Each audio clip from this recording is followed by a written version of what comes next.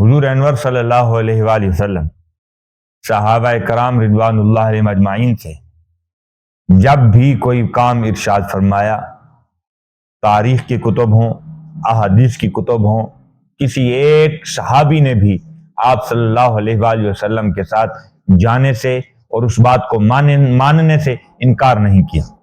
جب بھی آپ علیہ السلام نے فرمایا کہ یہ کرنا ہے تو صحابہ کرام ایک تن ہو کر کھڑے ہو گئے، ایک جان ہو کر کھڑے ہو گئے اور عرض کیا کہ حضور جس طرح آپ نے فرمایا ہے ہم اسی طرح کرنے کو تیار ہیں۔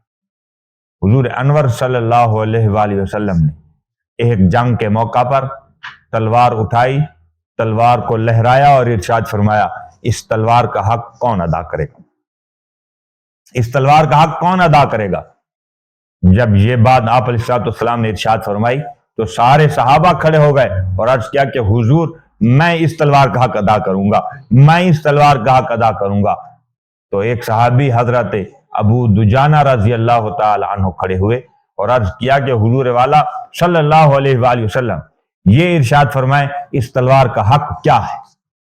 تو آپ صلی اللہ علیہ وآلہ وسلم نے ارشاد فرمایا کہ اس تلوار کا حق یہ ہے کہ یہ دشمن پر اتنے زیادہ وار کیے جائیں، اتنے زیادہ وار کیے جائیں کہ یہ وار کرنے کے عوض ٹیڑھی ہو جائے، اور ارشاد فرمایا کہ دشمن شکست کھا جائے، میدان جنگ چھوڑ کر بھاگ جائے، اس کا یہ حق ہے۔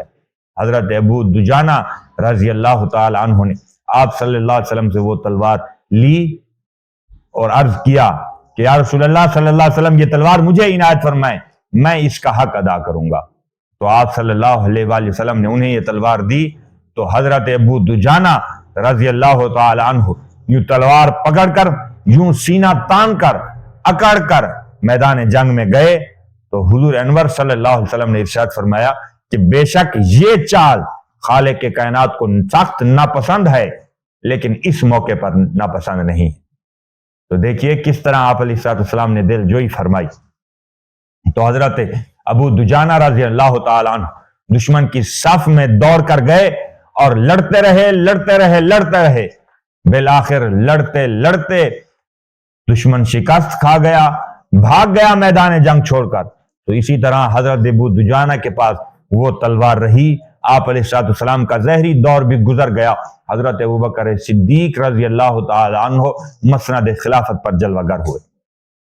تو جنگ یمامہ وہ جو مسلمہ کذاب کے ساتھ لڑی گئی تھی اور بہت لوگوں نے زکوٰۃ کا انکار کیا تو ان کا لیڈر، ان کا رہنما وہ مسلمہ کذاب بن گیا۔ تو پھر اس کے خلاف جب جنگ ہوئی تو حضرت ابو دجانہ وہی تلوار لے کر اس جنگ میں گئے، جنگ ہوتی رہی، لیکن ان منکرین زکوٰۃ نے اپنے آپ کو ایک قلعے میں بند کر لیا اور وہاں سے مسلمانوں کو نشانہ بناتے رہے اور مسلمانوں کا نقصان ہوتا رہا۔ حضرت ابو دجانہ رضی اللہ تعالی عنہ نے اپنے ساتھیوں سے ارشاد فرمایا کہ تم اس طرح کرو، سارے اکٹھے ہو جاؤ، اکٹھے ہو کر مجھے اس قلعے کے اندر پھینک دو۔ اس جو گھر مکان بنا رکھا تھا، انہوں نے اپنے لیے حفاظتی محل بنا رکھا تھا، فرمایا مجھے اس کے اندر ڈال دو۔ کہا کہ دشمن اتنا طاقتور ہے، تم تنے تنہا کیا کرو گے؟ آپ بضد رہے اس بات پر کہ مجھے چھوڑا جائے اندر، مجھے چھوڑا جائے، مجھے پہنچایا جائے۔ بالآخر آپ کے بہت زیادہ اصرار پر آپ کے چند ساتھی ملے اور آپ کو اٹھا کر اس محل کے اندر، اس قلعے کے اندر پھینک دیا۔ جب آپ قلعے کے اندر نیچے گرے تو آپ کی ٹانگ ٹوٹ گئی کیونکہ وہ بہت اونچا تھا اور آپ بڑی اونچائی سے نیچے جب گرے تو آپ کی ٹانگ ٹوٹ گئی، لیکن آپ نے اپنی ٹانگ کی پرواہ نہ کی، دشمن سے لڑتے رہے، اس قدر کے تلوار کا حق ادا کرتے رہے، لڑتے بالآخر آپ قلعے کے دروازے تک پہنچ گئے اور آپ نے دروازہ کھول دیا اور مجاہدین، مسلمان، جہاد کرنے والے وہ سارے کے سارے اس قلعے کے اندر داخل ہوئے اور دشمن کو شکست کر دینے پر مجبور کر دیا۔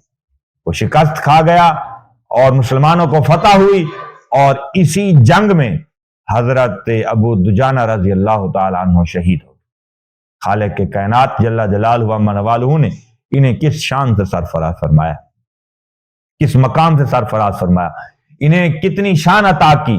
حضرت ابو دجانہ کی ٹانگ ٹوٹ گئی لیکن کسی صحابی کو بتایا نہیں کہ میں اس تکلیف میں مبتلا ہوں۔